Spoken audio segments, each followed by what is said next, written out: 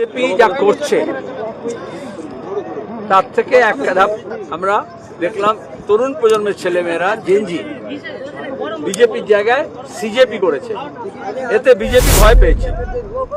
Cockroach জনতা party এমনি এমনি করা হয়নি। দুর্ভাগ্যক্রমে আমাদের সুপ্রিম কোর্টের বিচারপতি চিফ জাস্টিস বলেছেন, যারা ডেলিভারি বয়, যারা বেকার ছেলে মেয়ে, যারা গরিব ছেলে মেয়ে, আমরা যারা আন্দোলন করি, দাবি দাওয়া করি, খেটে খাওয়া মানুষের পক্ষে শ্রমজীবী মানুষ, তাদেরকে তিনি আরশোলা বলে অপমান করেছেন। আরশোলা ইংরেজিতে ককরোচ। সেই জন্য এটা সোশ্যাল মিডিয়ার এটাই হচ্ছে শক্তি। রাতারাতি লাখ লাখ ছেলে মেয়ে এই সিজেপি করে ককরোচ জনতা পার্টি করেছে। এটা ভারতীয় জনতা পার্টির উপরে একটা লাঞ্ছন। এবার শুনে নাও, কিন্তু এটা যে নতুন প্রজন্মের ছেলে মেয়েদের এই উদ্যোগ ব্যাপক সমর্থন।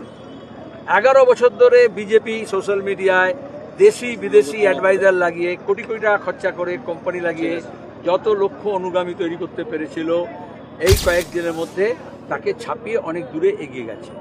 এবং সেখানে দাঁড়িয়ে যখন 94 মিলিয়ন হয়ে গেছে, তখন দাঁড়িয়ে সেটা আরও আবার 100 কাছাকাছি চলে আসবে।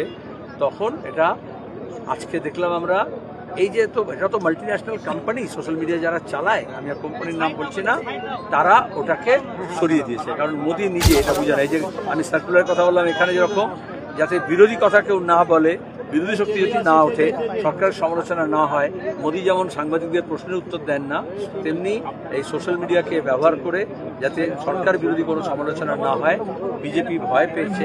এবং এই জন্য তারা ওই কোম্পানিগুলোকে, আমেরিকান কোম্পানিকে ব্যবহার করে ওইটাকে এখন অফ করে দেওয়ার চেষ্টা করছে।